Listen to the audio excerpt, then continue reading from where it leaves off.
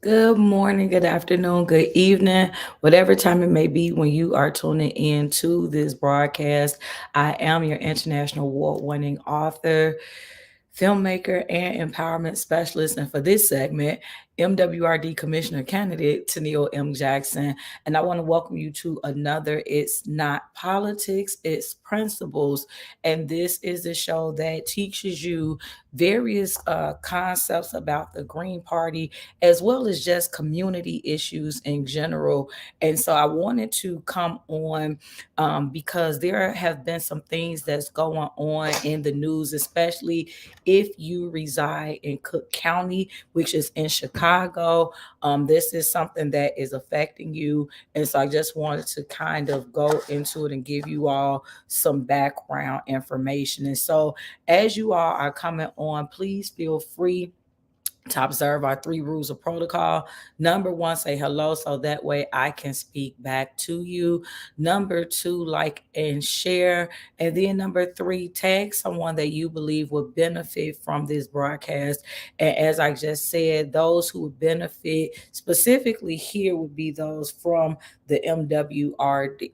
The MWRD district. So if you live in Chicago, but not just Chicago, Cook County. Cook County is comprised of 134 municipalities. So that's 111 villages, one town, and 23 cities. So if you know anyone in the Cook County area, then they would be who you would want to tag to this video. Hello, Miss Ellen, how are you? And so this show isn't going to be that long. I just want to kind of talk about, give you guys some information because, again, what I have learned. Understand that I am not a politician. I do not consider myself to be one. You all may say, well, Tennille, how in the world are you running for office?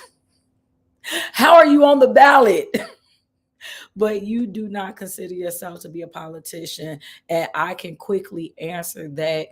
And it's really because most people, when you think about the word politician or even the term politics, most people have a negative connotation to those concepts, right? So, like, if you talk about what if I was to ask, hey, when you think about the word politician, what comes to mind?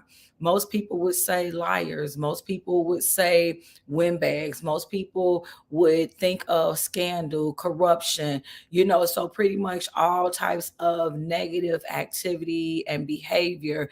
And so that is one of the main reasons why I say I am not a politician. That is not who I am, is not what I stand for.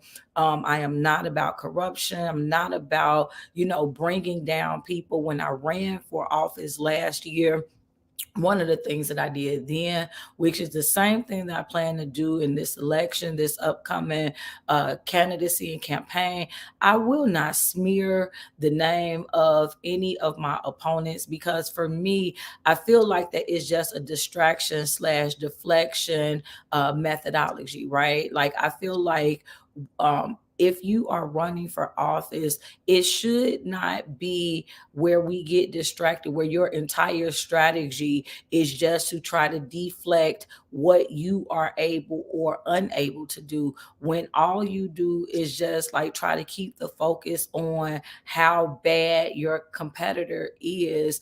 And again, within reason, right? So what I mean by that is, if you're running for a particular office and if the person who's currently in the office is not fulfilling that particular role, then let's focus on the issues. I don't feel that it's wrong to bring to light if someone is not doing a job that they've been hired to do.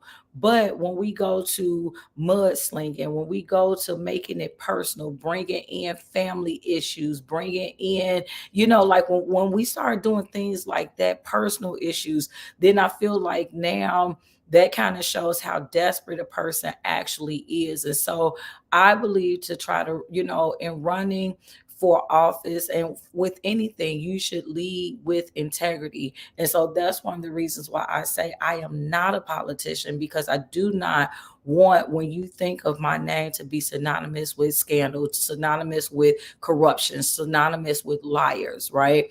Like, I want for you guys to understand that whether it's through the Green Party, as being the chairwoman or what, I want you guys to understand that everything and everybody isn't nasty and negative, right?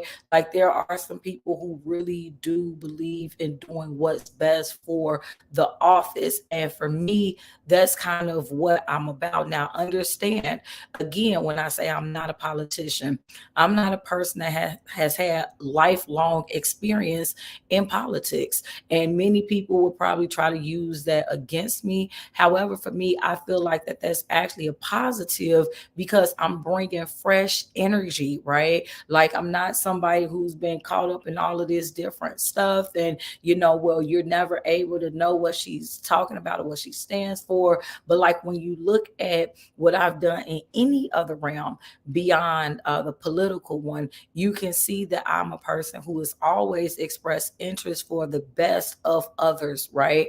And so I feel like when you are involved in politics, when you're running for office, the office should be focused on people first, right? Because the reality is that because it is an elected office, that means that we are here to serve the people.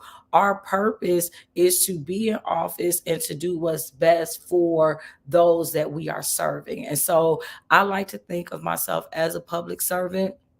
I have been a public servant like, maybe not in political realm, but serving is what I do. And I do it because it is my honor. It is a pleasure to be able to serve and help others. And so on today's show, I want to just kind of give a little bit of light of what the MWRD is, what it is we do, and most of all, why you should care. Because former Commissioner Kim DuBouclet was once quoted as saying that the MWRD is the most important agency that no one knows about. And so it's like, okay, if it's important, why is it that no one knows about it? And that was something, in my previous campaign that I looked to do. And one of the ways that I try to bring light to it is via my podcasting. And then I will be doing other interviews through the campaigning process. But beyond that, let me say this, and being totally transparent. Prior to running for the MWRD, I did not necessarily know about it either. And that honestly is what I feel is the beauty of me being a candidate and the position that I'm coming from, right? Like, what is my mission? To educate and empower. And so how I do that is to discover, to research whatever is going on, and then come back and bring it to you all so that you can know about it, so that you are ones that now understand it on your level, in your terms, right? Not where you have people that speaking way above you, like, they're so much higher than you and that it's belittling. But to basically just be able to explain it in a way that you care, that you understand why you should care.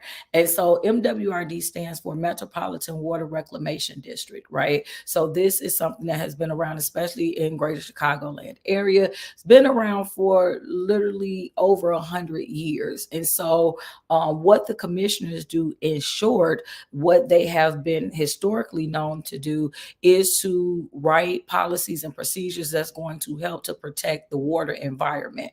And so, what for me, what I believe that I can bring to this office, number one, I mean, hello, I am an author.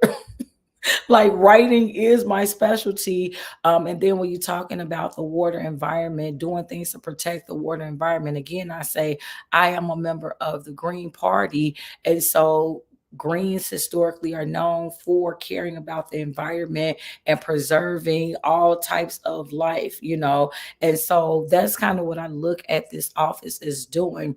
And I think that sometimes what happens is, okay, in answering the question, why should people care about the MWRD? First of all, I think it's important to know what the MWRD does and what it does not do. Many times people think about, okay, well, is lead in the pipes. That's not an MWRD issue. That's to do with actually the water company. It's so far beyond that.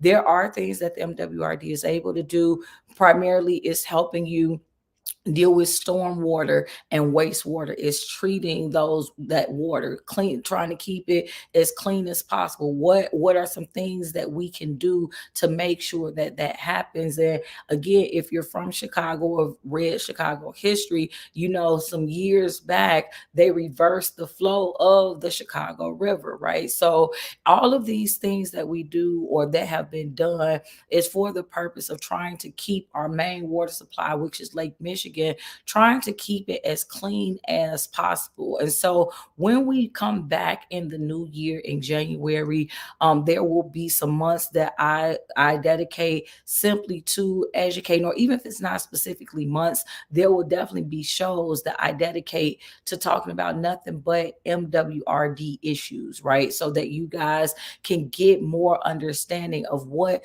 the Metropolitan Water Reclamation District is and why it is important that you have the proper people in place, right? And beyond that, why I'm one of those people.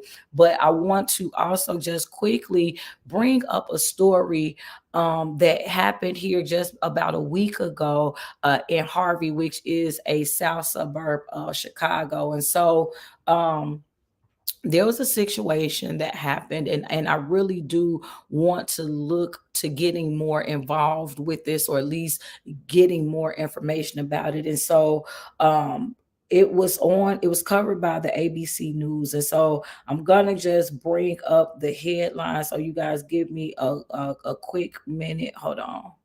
I want to pull up this so I can just give you guys um, the gist of what happened, or the next. Okay, so it says the headline. So the reason I'm giving you the gist, but just in case you want to read the article, I want to give you all the headline so you can know.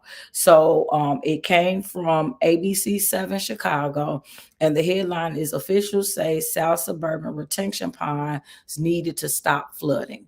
Okay, so again, that's just in case if you want to actually go to the source yourself and read it yourself. Because again, I try to be very open, especially anytime I'm quoting, I'm talking about something. I want for you to be able to go and research it for yourself. Bible says to show yourself approved. So don't ever take one person's word on anything. You can always, and like even in the literary world, I tell people, do your own research, do your homework. Like, it's no reason for you to not know any information that is available.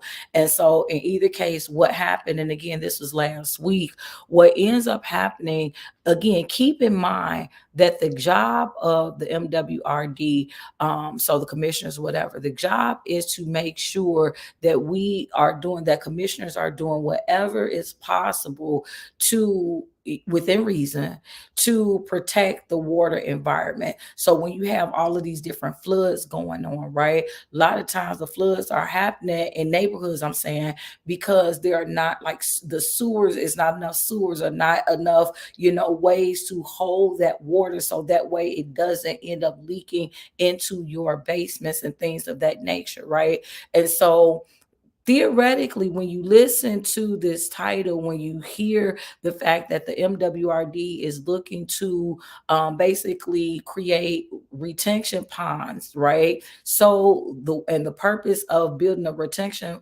ponds is to be a way to, is to serve as flood relief. So that way, when it starts flooding, like raining heavily, when it starts raining heavily, and specifically we're talking about Harvey, if it starts raining heavily there, okay, now they're trying to create a location where, or a basin specifically, where the waters can come, so that way it can prevent a lot of the flooding that's happening to the people of Harvey. So it sounds great, right? because that's what the point's supposed to be. We're trying to help reduce the flood. We're trying to, make it where people's basements are not flooding, their documents, their homes are not being destroyed because of all the excessive waterfall. Sounds wonderful. Problem though, what they are doing in Harvey, why it is causing such a ruckus for Harvey residents, is because they are asking certain individuals to leave their homes so that they can build this structure. And the issue for Harvey residents, especially, there's a particular gentleman that they interview who's 88 years old. 88. So first of all, thank God for 88 years of living, because that don't happen every day. And they are wanting for this man to move. And his whole thing is, I've been here for over 50 years. So it's not just about how much money you give me to move.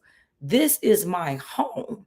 And so, you have a lot of other residents who are saying, like, yes, of course, we would want flood relief, so whatever you can do to try to help mitigate the floods and all the things that's happening here, but not at the expense of having someone have to move out of their homes. And so then you had second ward alderwoman, Kobe. What is Kobe's last name? I'm sorry, y'all. Give me one quick second. Chapman, I think it is. Give me a second to pull it up, because again, I want to make sure. Yeah. So the alderwoman there, Kobe Chapman, she's like, look, okay, so yes, it is true that there were 4 public meetings on this issue, but 4 meetings were not enough. And, come to find out that they've been talking about this since 2018. However, they, being the MWRD, has been talking about this since 2018. However, it's been kept under wraps. And they just find out, the Harvey residents just really kind of find out in the summer, this past summer, that, oh, this is what we're doing, not, having ample time to talk about it and strategize. And this is what Alderwoman Chapman is saying. Hasn't been enough time to strategize, but you are like just doing it. And beyond that, what her issue is other neighboring south suburbs. So again, if you're familiar with the Chicagoland area, then when I say like Dalton and Robbins, like these other suburbs, same situation, but none of the residents were asked to move. And so the issue is, is there a way that this could have been resolved, could have been prevented? And I believe that the answer is yes, right? And I say that because there's a specific point in the article where the MWRD says, and I'm quoting here, it says, in a statement to the I-Team, the Metropolitan Water Reclamation District of Greater Chicago said that the exact location of the basin was determined because it provides the greatest amount of flood relief to residents in the project area within its budget. So those 2 points are what I kind of want to highlight when it says that the exact location provides the greatest amount of flood relief. So to me, can we get those numbers? Like, what percentage of flood relief is this going to, putting it in this exact location, displacing these residents? What percentage of flood relief is going to occur because of that? Because my counter argument would be, is there a way to get a different location where it's not this exact location? And so say, just as an example, maybe having it in this exact location. And again, I'm putting in my own hypotheticals right now because it's not what's listed in the argument, just based upon what was said about it being this exact location providing the greatest amount of flood relief. So let's just say, as an example, that putting it in the area that's going to displace the residents, maybe it gets you 75 to 80% of flood relief. So my counter proposal would be, well, is it a way to change locations and maybe you only get 45 to 50% of flood relief or 50 to 60% flood relief, but you do not have to displace residents. Like, is it possible to poll the residents of Harvey? Again, this is just a city. So it's not like, and it's not the biggest city. Like Chicago is the biggest city in Illinois. So it's a surrounding city, but to me, you should be able to poll the residents and see, like, if the majority of the residents are saying, you know what, we don't care anything about displacing the residents or whatever. We just are only concerned about making sure that we have the greatest amount of flood relief.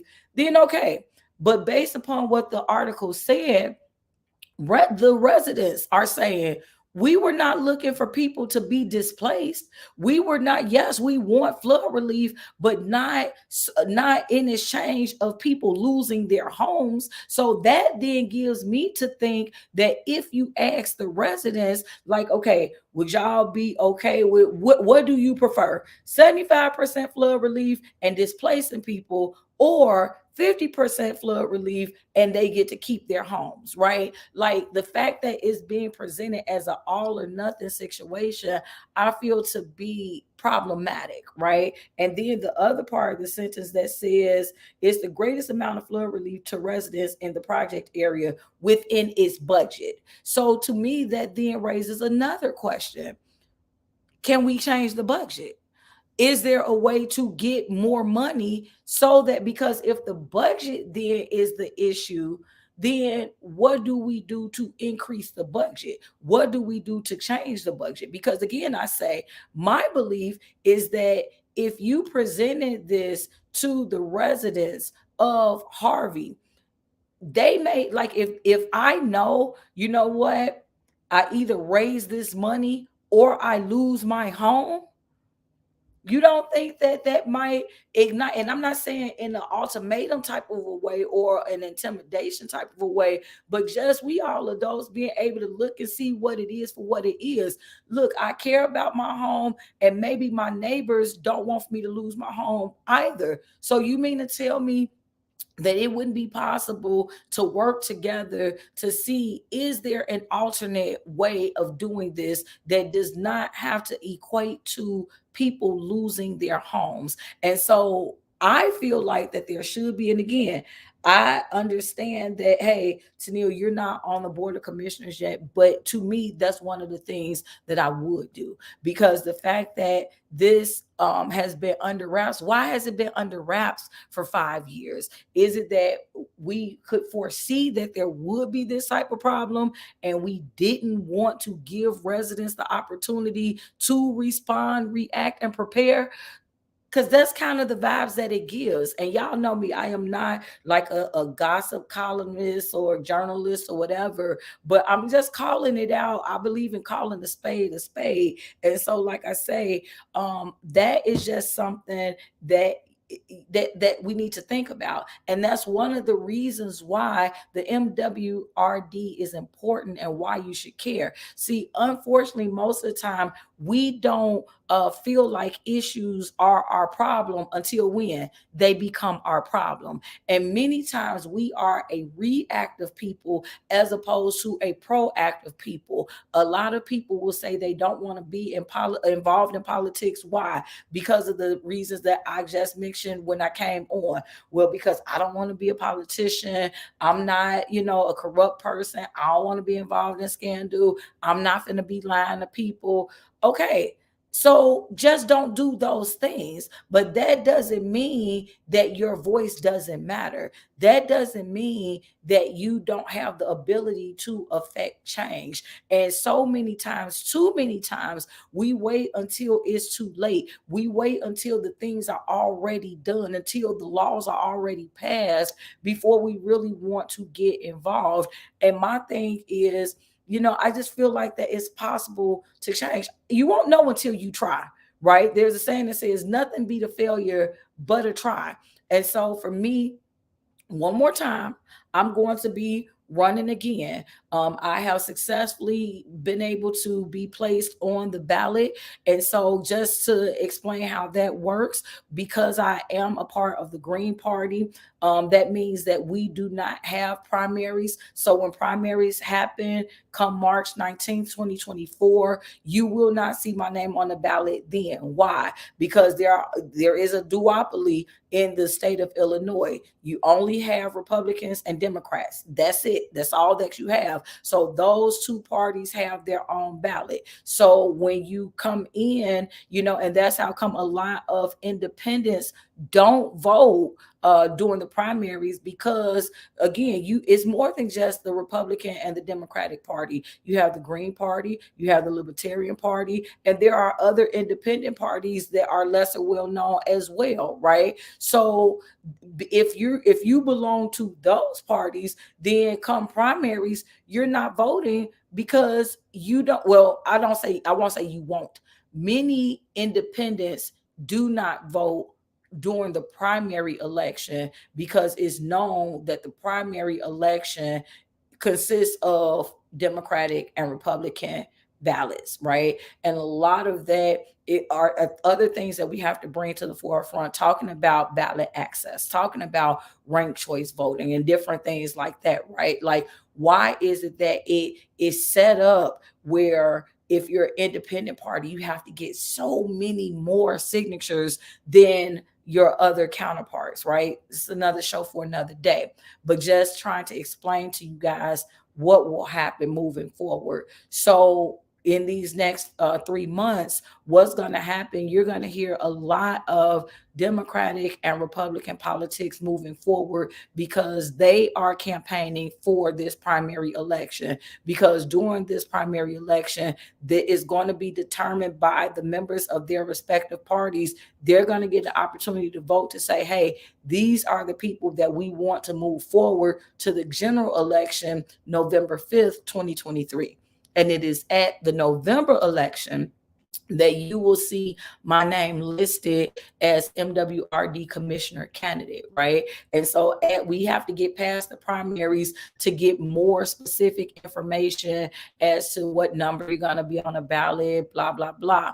But for me, it's really just about going forward and keeping you all educated about the various issues that's going on, because too many times, like even when we're out collecting signatures, people don't even know what MWRD stands for, much less what the MWRD does, and beyond that, why you should care.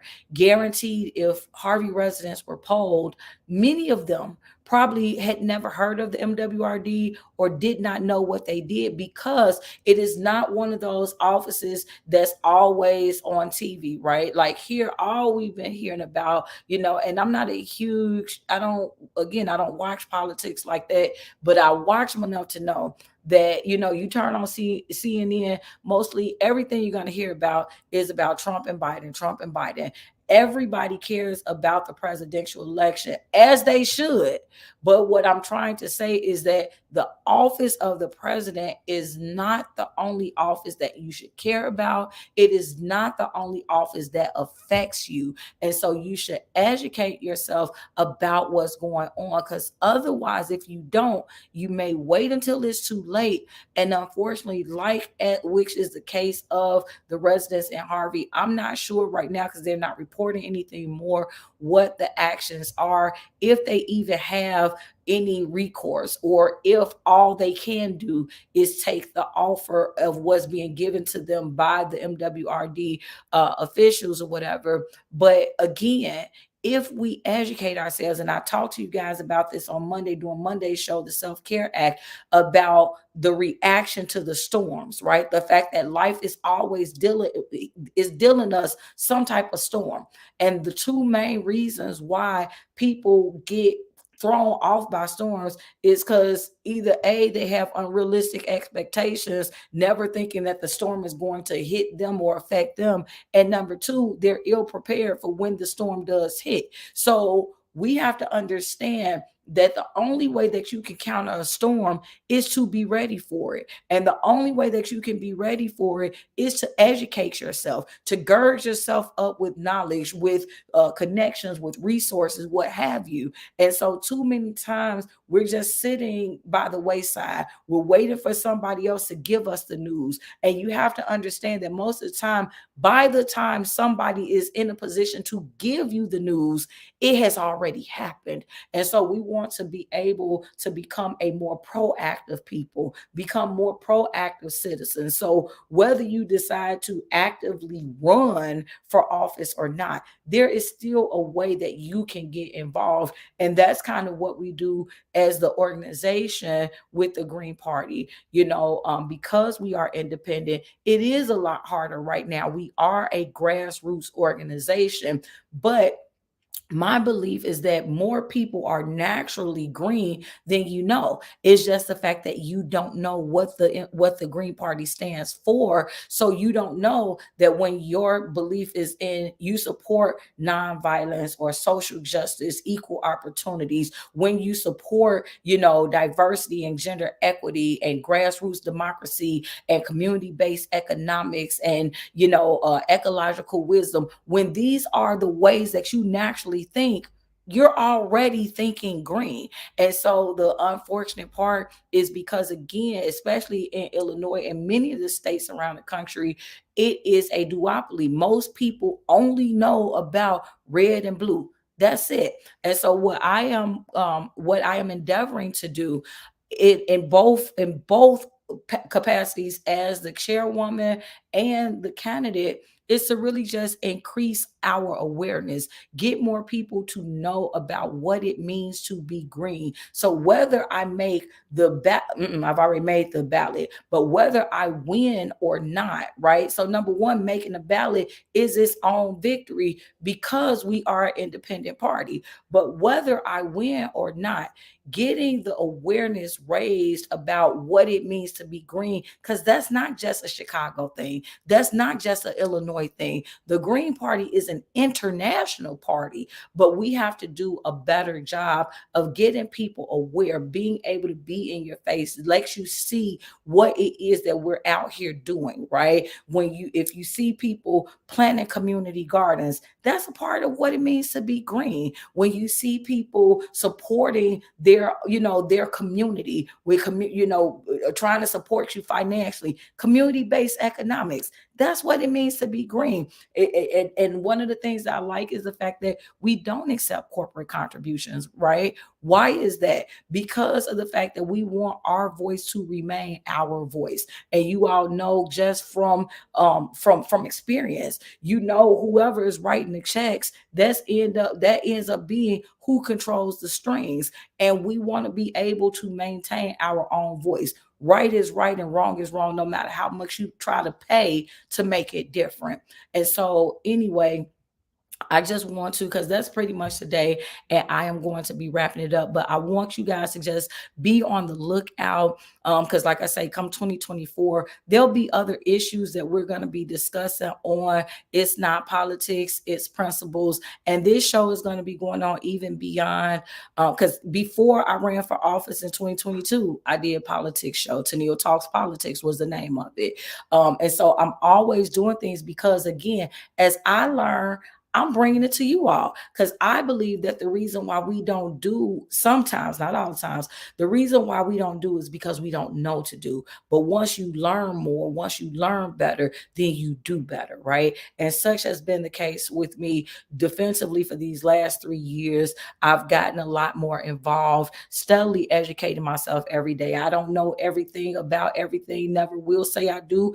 As long as I live, I will be learning. And so, but the thing about it is, the more that I know, the more that I will share. And I hope that that helps to, not just educate you, but once you are educated about certain issues, that you become empowered to actively make a change for the better. And so anyway, guys, that is today's show. Thank you all so much for tuning in on tonight. I'll post it on my wall on Facebook. I am going to be a guest on the Grief recovery prayer line. They are discussing dealing with depression in during the holidays, and so I will be there talking about that tonight. And on tomorrow, we are definitely getting down to the end of this week, y'all. I have been saying all week, this is going to be my last week being new at 2, or at least going live this week. I am taking off the next 2 weeks on a holiday hiatus, right? So the week of Christmas, I will be off, and the week of New Year's, I will be off, and I will be coming back to you guys with a whole new lineup starting January 8th. But I'm finishing this week out strong.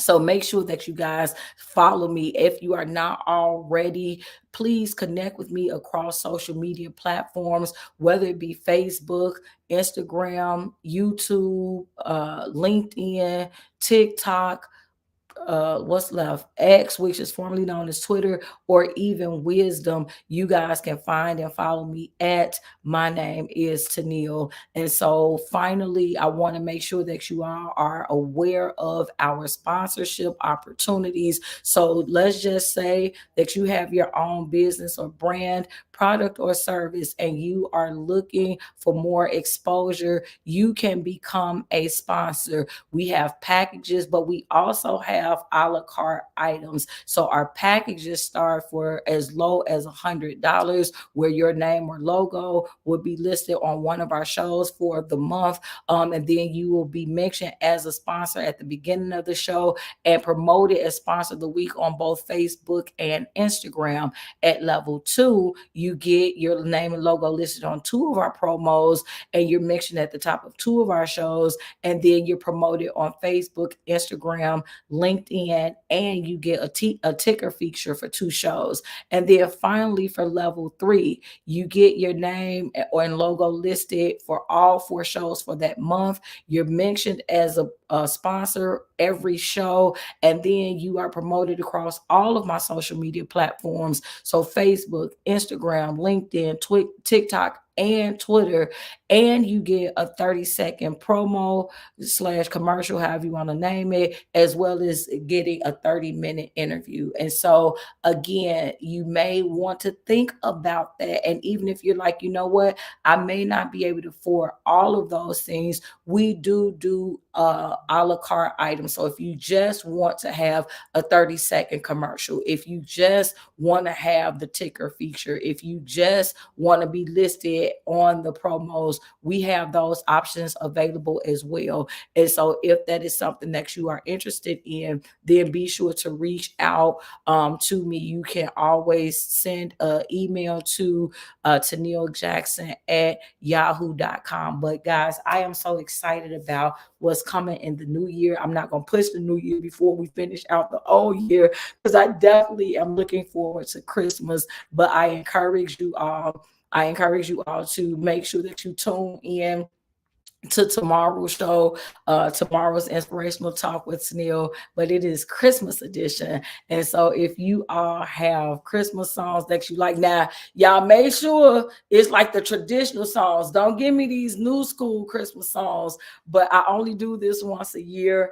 I will be live singing Christmas carols. And so, and that'll be in between what the main show is, but it's just going to be a holiday show, inspirational talk with Tennille holiday edition tomorrow. So I encourage you guys to join and tune in for that. But anyway, guys, thank you all so much for tuning in. To all of my people over here on Wisdom, thank all of you guys, Kelly and Marcianne and Rosanna and CEO Boss Daryl and Ellen and all of you guys. Thank you so much for tuning in. Those who tuned in on LinkedIn and Facebook and Twitter, I just want to thank you guys and encourage you to stay connected with me. It's just going to be bigger and better from here. And so if you enjoy being educated and empowered personally, professionally, politically, socially, and spiritually, then stay connected with me. That's all for now. Thank you all so much. Until next time, you all stay inspired.